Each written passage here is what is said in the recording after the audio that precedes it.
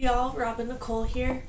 I know it's been a really long time since I last uploaded a video, but God, pull myself together here. I just wanted to have like a sit down, like real talk with you guys about just like what it's like living by myself during quarantine. I know that there are quite a few people whose lives are back to fairly normal, and that's just not the case for me at all.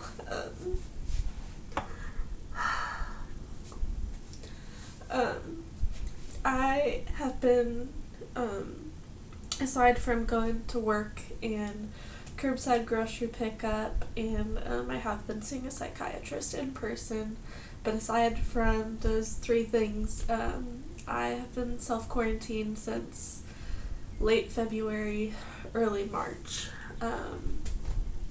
You guys know I work in healthcare. I'm an EMT. I'm working on the literal front lines of the pandemic. And so because of that, I have not been able to go more than 14 days without being in contact with someone with COVID. And yes, we take precautions, we wear gloves and gowns and face shields and masks, of course, but that still doesn't make me feel safe. And I know there's kind of some debate within the healthcare community about whether or not that really counts as an exposure. A lot of people say that it doesn't, because you have personal protective equipment on. To me personally, I still view that as an exposure, because it's going to reduce your chance of catching the coronavirus, but it's not foolproof. I got coworkers who have been taking all the precautions and have still ended up with it, and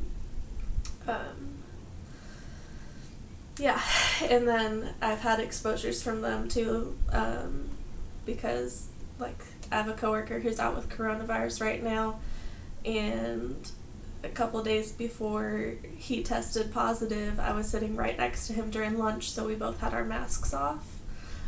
So I've for sure been exposed even without protective equipment in the past 14 days. So I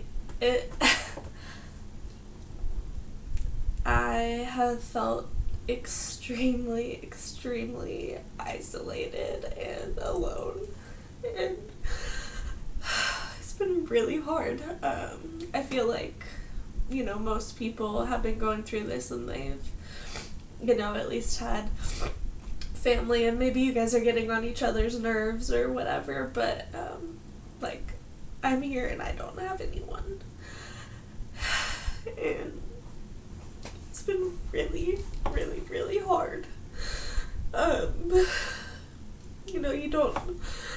You don't realize, how much we really rely on just human connectiveness, and social media is great, and modern technology. I have a lot of people who I check in regularly via FaceTime or phone calls, but I have not really had any meaningful face-to-face human contact in months. And we're humans, we are social beings, we are not meant to live like this, and I'm so grateful for my dog Murray, and I don't know what I would do without him, because like I said, I live by myself, and it's been really, really, really hard.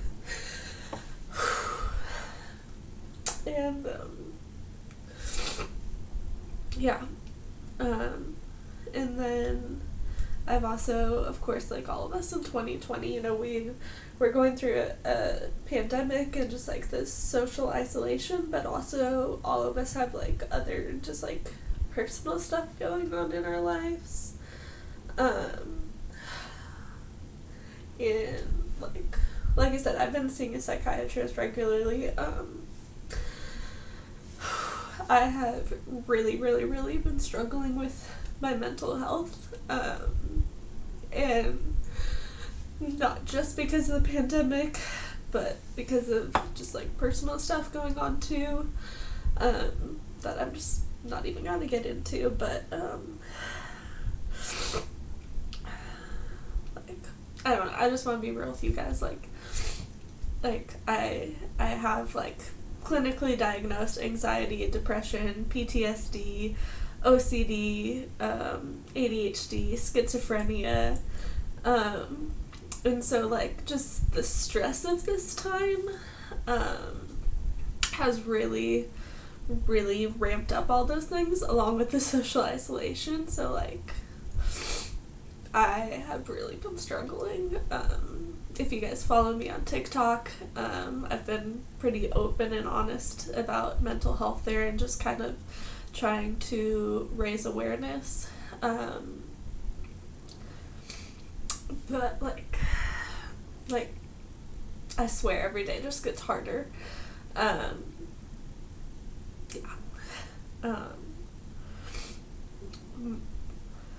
I have been dealing with really, really severe PTSD symptoms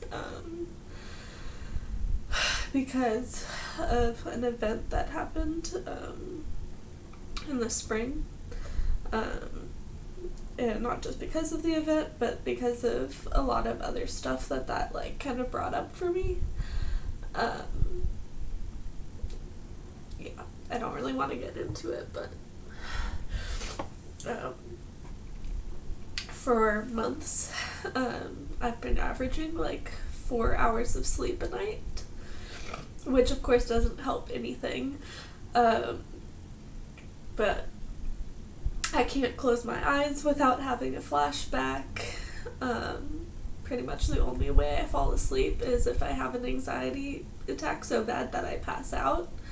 And then I wake up from nightmares, and I wake up in a pool of sweat and screaming like multiple times throughout the night. So it's not just like 4 hours sleep, it's like 4 hours of very, very broken sleep, and like it's just exhausting. And like I said, that just makes all my other mental health issues worse. So like my hallucinations, visual and auditory, have been getting worse. Like my anxiety, depression, OCD have all been horrible. I don't feel comfortable going anywhere. And not just because of the coronavirus, but also just because of PTSD triggers. I dissociate a lot. I mean, I have spent days just sitting in one spot staring at the wall for, hours and hours and hours. And like I said, I'm getting help for it, but it's just really freaking hard. Yeah. So that's kind of how I'm doing. Another thing about just like, sorry, I'm gonna go blow my nose real quick and I'll be right back.